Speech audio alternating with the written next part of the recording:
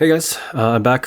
A little bit of a different style video, a little bit of a blast to the past. I used to do these a little bit in Origins, but what I have here is a little bit more of like a lecture style video, kind of explaining a concept, these like medium level concepts that people don't really talk about too much in like the online content creation space.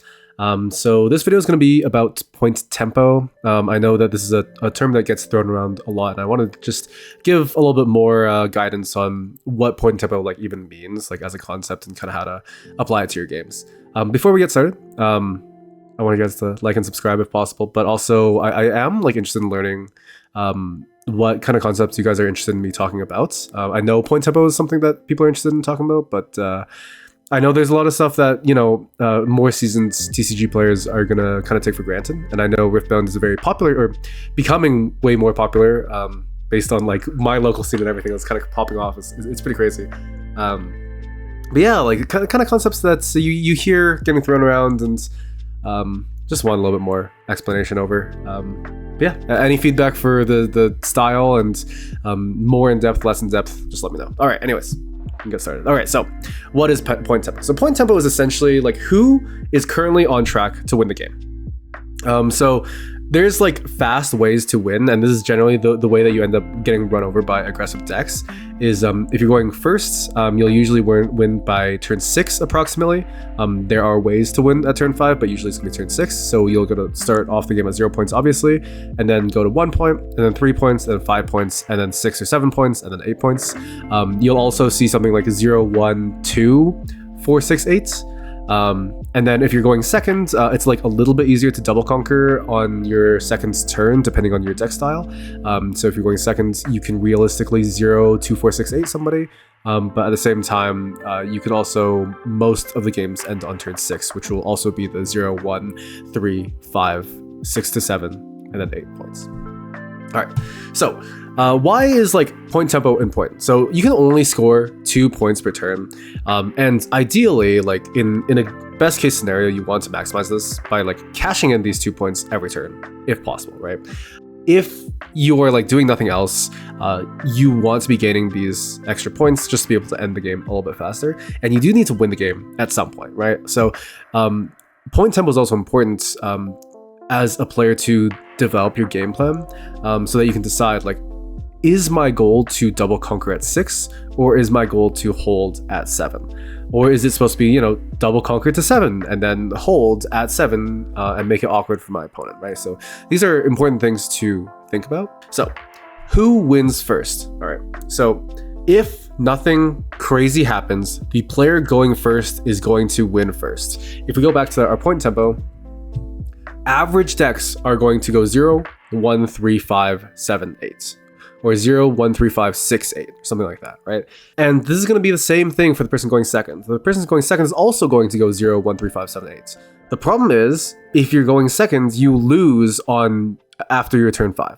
Your turn 5 happens, and then their turn 6 happens, and they win on turn 6, and then you don't get your turn 6 where you actually get to win the game, right? So, the player going first wins. All right, the player going first wins first. Assuming neither player is ever able to hold a battlefield, the player going first wins. All right, so what does this mean?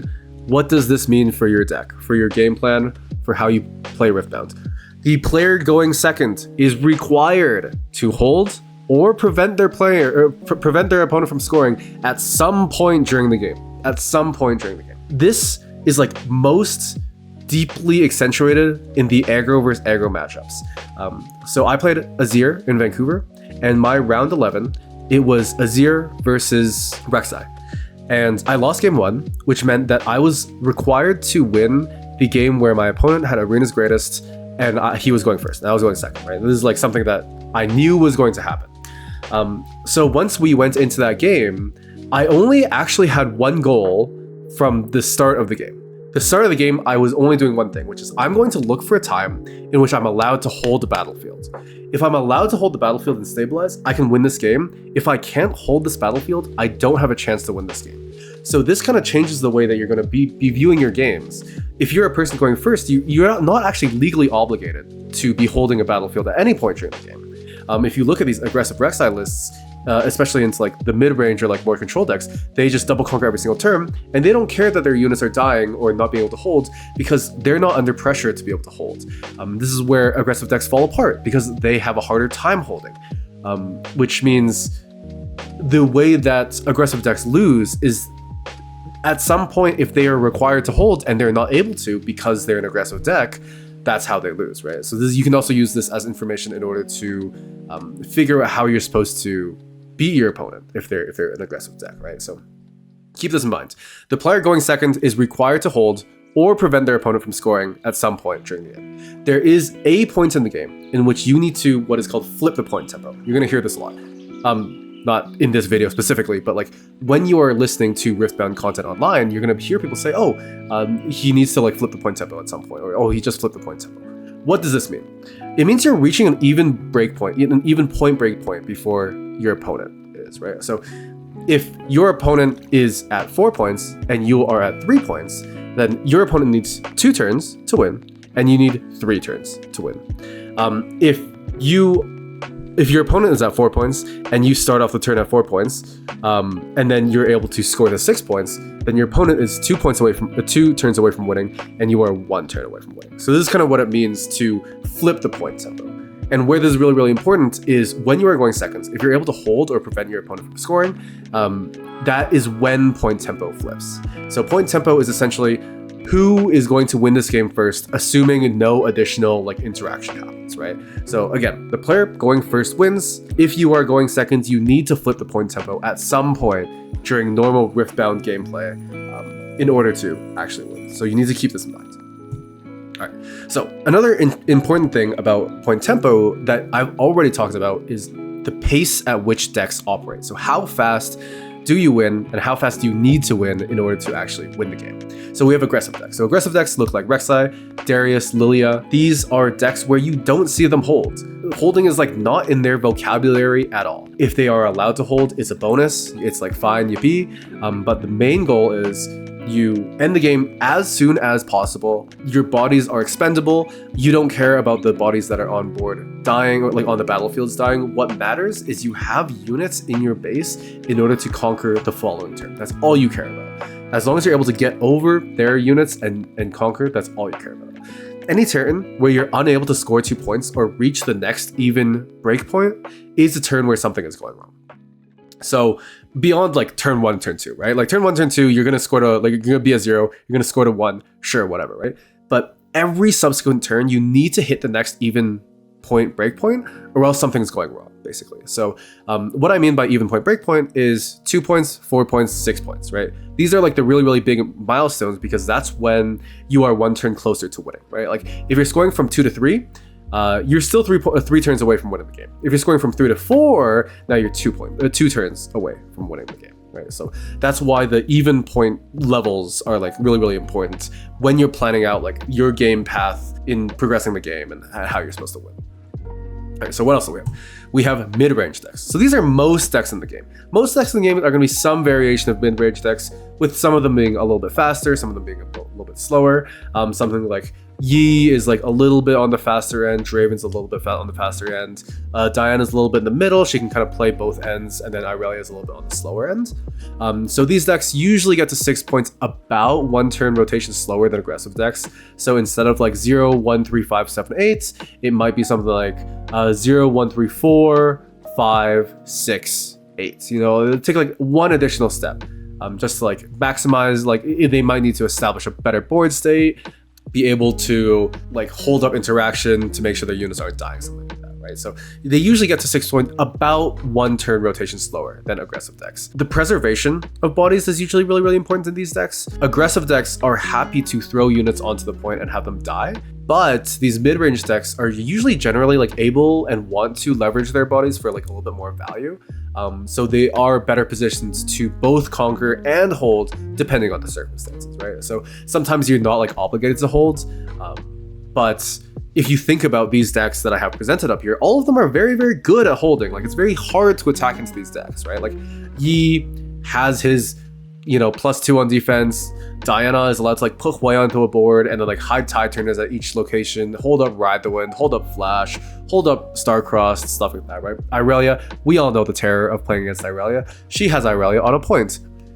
She has 10 runes up and 30 cards in her hand, right? Like, so mid-range decks are actually really good at positioning themselves to be able to conquer and hold. And this is why most decks in the game that are good are mid-range decks, because then you're able to kind of navigate the game state in the way that like makes the most sense, right? And you can kind of position yourself to win the game in a better way, right? So getting the 6 and double conquering is like a very reasonable way to win in mid-range decks, but going to 7 and holding is also a reasonable way to win for these mid-range decks. All right, so lastly, we'll talk about control or late game, like otherwise late game decks. These are decks like Aurora, Pack Ezreal, Combo Lux, stuff like that. And the ultimate answer is, or ultimate thing about this deck is, who cares about points? I don't care about points. I'm gonna be at 0. I'm happy to be at 0. I would love to be at 0. The goal of these decks is to lock them out for the entire game, basically. The goal of these control / late game decks is establish a board state first, lock your opponent out first, and then just go through the motions and win, and you get to a point in which no decision that your opponent makes matters anymore because they are in an unwinnable board state. That is essentially the way that these control / late game decks work. Like if you look at each of them, they all have their own ways of doing this, right? Like Aurora develops 40 might onto the board of units, or like 30 might onto the board of units. Ezreal discards your entire hand, and Lux just wins. So the entire goal of the deck is to get above the hump where like you stabilize the game and then outvalue your opponent for the entire rest of the game, right? So Aurora is like, the turn Aurora comes down, it's like a big swing turn, and if you're ever able to untap with Aurora on the board, you are considered stabilized, basically, and that's how you win the game, is you untap with Aurora on the board. It's not about getting Aurora into the battlefield. There's a big misconception with Aurora. It's not about getting Aurora into the battlefield. It's about untapping with Aurora on the battlefield.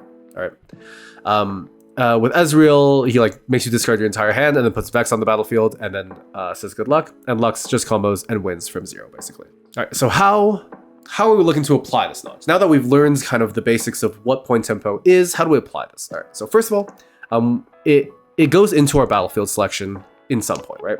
So this is most important when we're looking at battlefields that help you when you're going second. All right, so battlefields that are for when you are going second should help you stabilize the game. They need to help you stabilize the game because you're losing the game. By default, if you're going second, you are losing the game because you're behind on point tempo. So what do these battlefields look like? So 1, battlefields that help you hold. Fortified Position is an example of a battlefield that helps you hold. This is a going second battlefield that Tempo Ezreal ran in set 2, end of set 2. It is not very common because it is difficult to attack into it. So generally speaking, these battlefields are not something that you're going to be looking to play when you are going second, but it is, something to think about, right? So number 1, battlefields that help you hold.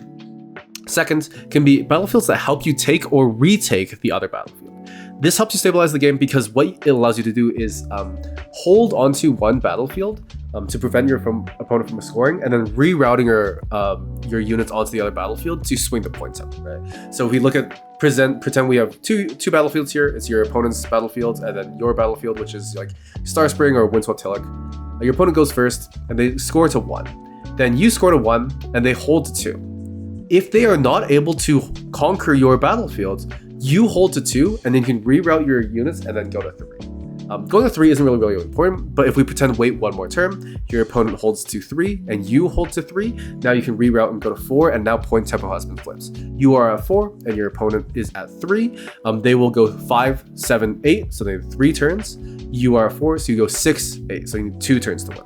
This is one of the characteristics of going second battlefields that are really important, is they can help you swing point tempo by allowing you to overcommit units onto a battlefield to secure a hold. Now, what are other like options for going second is battlefields that give you marginal value that your opponent is not going to prioritize. So this is like mostly side stuff. Like the most important thing for the point tempo aspect is stabilizing by letting you retake the other battlefields. But I thought it'd be good to put information regarding like going second battlefield selection because it's a difficult aspect in terms of deck building.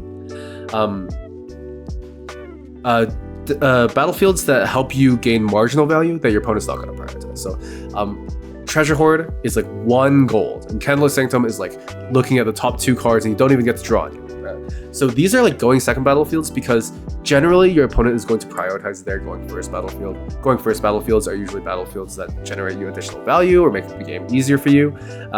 So they are going to prioritize their going first battlefield. So that basically means you get to walk onto your going second battlefield for free. The reason it needs to be marginal value is because if it's too much value, then your opponent just walks onto there and cooks you, basically. Lastly is things that punish your opponent from entering the battlefield. Units that enter battlefields are more vulnerable to dying. So one way to stabilize the game is by leveraging yourself from being behind to get like positive card trades, right? So we're looking at a card like Singularity or Falling Star. These are 2-for-1s, right? Like I'm using 1 card and I'm killing 2 things. And if your opponent is overcommitting themselves onto battlefields, you can get better value trades that can help you swing the game in your favor from things like Vile Muzzler, where opponents' units kind of get stuck there, or Frozen Fortress, where units are a little bit easier to be removed there. It's important to note for these battlefields, they can't be like too bad for you because you need to get back into the game at some point, and if it makes it too hard for you to hold, then that can be pretty bad. Another thing to note is that you need to suffer from this battlefield first. Your opponent is going to be walking onto their battlefield, and then you walk onto your battlefield, and then they hold to 2, and then they conquer on your battlefield and 3. So now the point is 1 to 3, or like your opponent's at 3 and you're at 1, and now you're allowed to punish them for walking onto the battlefield. So the understanding that these battlefields that punish your opponent are things that are going to punish you first, and then you need to leverage it enough to be able to like finish out like to be able to like claw your way back by leveraging this battlefield that's going bad for your opponent. Stuff like that. All right. Next thing, another way to apply this knowledge usefully, like during the game, is it helps you develop your game plans dynamically while you're playing the game. So the first question to ask yourself, basically at every point during the game, is who is currently on pace to win in this game? Who has fewer turns left in order to win the game? The person at 0, so 0, 2, 4, 6, 8. So by default, every player is 4 turns away from winning the game. 4 turns away from winning the game. If they double conquer, right? So at any point, you should be able to look at the board state and say, I am not on pace to win this game because my opponent's at 2 and I'm at 1. Or I am on pace to win this game because I'm at 3 and my opponent's at 1. Something like that. This is like a really, really important thing because it helps inform your game plan for the rest of the game. All right. So the next thing is, how can I 2, 4, 6, 8? Am I allowed to 2, 4, 6, 8 my opponent? How do I get to 6 points? 6 points is like a really, really, really big breaker because now you're threatening to win the game. How do I double conquer when I get to 6 points? There's no use getting to 6 points if you have no units left in base and no reasonable way to conquer both battlefields. How can I hold at 7 points?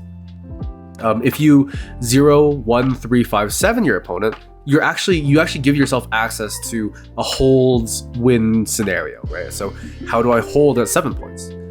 How can I stop my opponent from 2, 4, 6, 8ing me, right? Like if my opponent is on pace to win the game and I'm not on pace to win this game, how can I stop my opponent from being able to 2, 4, 6, 8 me? When am I allowed to give my opponent points and when am I not allowed to give my opponent points? This is like a really, really big breaking point for like kind of skill expression in this game, is there are a lot of times in which you're actually allowed to let your opponent score. So say I'm at 3 and my opponent's at 3, next turn they're gonna go to 5.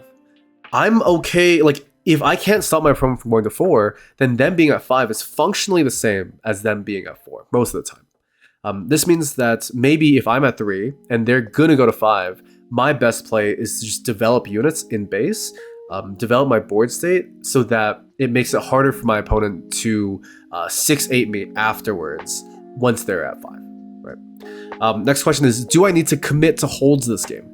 If I need to hold, when should I commit to this hold? There are times in which you do need to commit to a hold. Like my opponent is at 6 and I'm at 5 and I'm an aggressive deck. I need to hold. I'm not allowed to just double conquer, go to 7, let my opponent walk over me. I need to hold. So even decks that are aggressive are required to commit to holds at some point during the game, a lot of the times, especially in aggressive mirrors. So if I do need to hold, when should I commit to this hold? There are times in which you can hold and there are times in which you can't hold. And depending on your deck, there are times in which holding is easier, and depending on your matchup, there are times in which holding is easier and times when holding is harder. For example, if you're able to develop a Ferris Foreigner, holding is easier because your opponent needs to commit more resources. If you're an aggressive deck that has a good hidden card, so for my Azir example, I was able to hide a Guards, and Guards is really good at holding. So that is the point in the game in which I tried to commit to the hold, right? And does scoring this extra point matter to this game? This is a really big trap. I fall into this trap. You're gonna fall into this trap, and sometimes you won't even notice it. So hopefully watching this video, you'll be able to recognize yourself when you scored an extra point that didn't matter. So what is an extra point that didn't matter? Scoring from 2 to 3, scoring from 4 to 5, scoring from 6 to 7. Most of the time, not most of the time, but there are scenarios, a decent number of scenarios, in which scoring this extra point does not matter. This does not affect the state of the game. If you're on track to be able to 2-4-6-8 comfortably, and your opponent is not putting pressure on you, what happens when you're scoring these extra points is you're overexposing yourself to risk.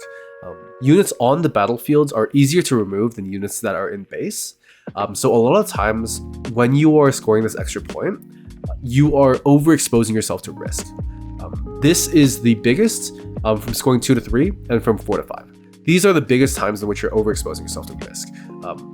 I can't really give great examples for this because it'll take too long, but when you are playing your games, when you're practicing, be mindful of when it looks like you're overextending for points and when these points actually matter or don't matter.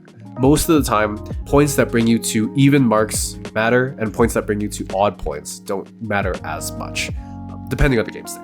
And lastly, how to apply this knowledge is in deck building. So there are cards that break point tempo, that kind of break the game. And you should consider these cards in order to break point tempo for certain matchups in your main board or your sideboard. Most of the time it's going to be in your sideboard, but there are certain decks in which having these cards in your main board is actually vital for the strategy to function, right? So most of these cards are cards that speed the game up. Any card that says score a point is a card that speeds the game up. So we're looking at Triforce, Green Ahri, Purple Draven, and Baron Nashor. These are the main types of ways to speed the game up, and some of them are more or less vital to the game plan of the deck that is using it, right? So Triforce was a really big part of the Master Yi deck in set 2, and Green Ahri has always been and will always be a vital part for how Ahri wins in the Ahri deck. Having access to cards like Arena's Greatest and Aspirant's Climb, there's a reason these guys got banned. They like always worked. There wasn't a condition they had to meet, and always were able to affect the outcome of the game. They were just too strong. But yeah, on that notice, there are some games that allow you to slow the game down. Cards like Autopus, Forgotten Monuments, and Aspirant's Climb. These are all cards that help you slow the game down, and I would not recommend playing them. depending on the deck, right? So like, there is a world in which Autopus is good, there's a world in which Forgotten Monument is good, but I'd say in about 3/4 of the games, they will not do anything. These cards are only good because like they stop your opponent from scoring on those battlefields for the first 2 turns of the game. Usually the first turn, neither player is able to hold unless you're playing exactly Sneaky Deckhand, which nobody is anymore. So generally speaking, on turn 1, nobody's able to score. On turn 2, some decks will be able to double conquer. So a card like Forgotten Monument is really good when your opponent is going second, because your opponent who is going second is more likely to be able to double conquer on their turn. But most of the time, players are not going to be able to double conquer. Why is this important? The guaranteed prevention of 1 point from Autopus doesn't change the rate in which you lose.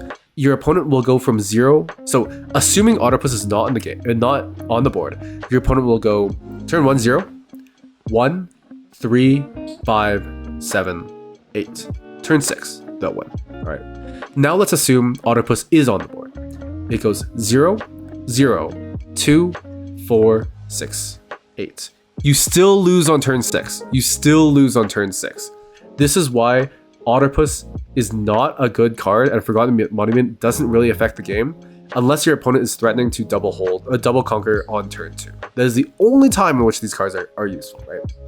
This is why Forgotten Monument sees play and Autopus does not see play. Because Autopus is too inconsistent. If you draw it on turn 2, it doesn't matter anymore, right?